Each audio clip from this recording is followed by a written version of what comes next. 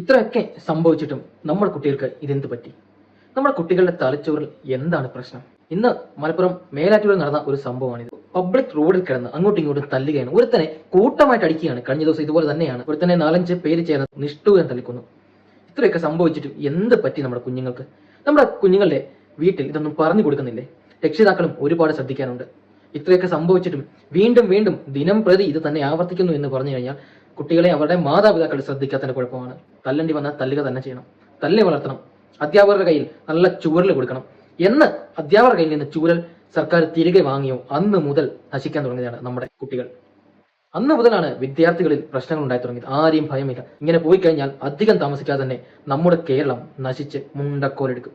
അധ്യാപകരുടെ കയ്യിൽ ചൂരല് തിരികെ കൊടുക്കണം എന്നാഗ്രഹിക്കുന്നവർ മാത്രം ഇത് ലൈക്ക് അടിക്കുക, ഷെയർ ചെയ്യുക. അധ്യാപകർ നല്ല അടി കൊടുക്കണം. പറയുന്ന അനുസരിച്ചില്ലെങ്കിൽ, പഠിക്കാൻ പറഞ്ഞ കാര്യങ്ങൾ പഠിച്ചില്ലെന്നുണ്ടെങ്കിൽ നല്ല അടി കൊടുത്ത് അവരെ ശിക്ഷിക്കണം, അവരെ വളർത്തണം.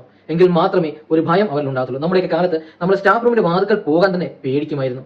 ഇന്നത്തെ അവസ്ഥ അതല്ല. ക്ലാസ്സിൽ കയറാൻ തന്നെ അധ്യാപകർക്ക് തന്നെ പേടിയായിരിക്കും സാഹചര്യം. കഴിഞ്ഞ ദിവസം ഒരു ടീച്ചറിന്റെ ഒരു പ്രസ്താവന കണ്ടു. കോളേജിൽ ലഹരി വിൽപ്പന തടഞ്ഞതിനെതിരെ, അതൊരു പ്രിൻസിപ്പാളായിരുന്നു, കാസർഗോഡ് ഗവൺമെന്റ് കോളേജിലെ പ്രിൻസിപ്പാളായിരുന്നു. കോളേജിൽ ലഹരി വിൽപ്പന തടഞ്ഞതിനെതിരെ അവിടുത്തെ വിദ്യാർത്ഥികൾ അവർക്കെതിരെ സമരം ചെയ്യുന്ന സാഹചര്യം ഉണ്ടായി. ചെറുപ്പം തൊട്ട് തല്ലുകയായിരുന്നെങ്കിൽ, തല്ലി വളർത്തുകയായിരുന്നെങ്കിൽ കുട്ടികൾ ഒരിക്കലും അധ്യാപകരുടെ അടുത്ത് ഇത് ചെയ്യത്തില്ല. അത് തെറ്റ് ചെയ്യുന്ന അധ്യാപകരും ഉണ്ട്, ഇല്ലെന്നല്ല. പക്ഷെങ്കിൽ നമ്മുടെ കുട്ടികൾ നന്നായി വളരണമെന്നുണ്ടെങ്കിൽ ശിക്ഷ ലഭിച്ച് നല്ല ശിക്ഷണത്തിൽ തന്നെ വളരണം അവര്. അതിന് അധ്യാപകരുടെ കയ്യിൽ ചൂരൽ കൊടുക്കുക തന്നെ ചെയ്യണം.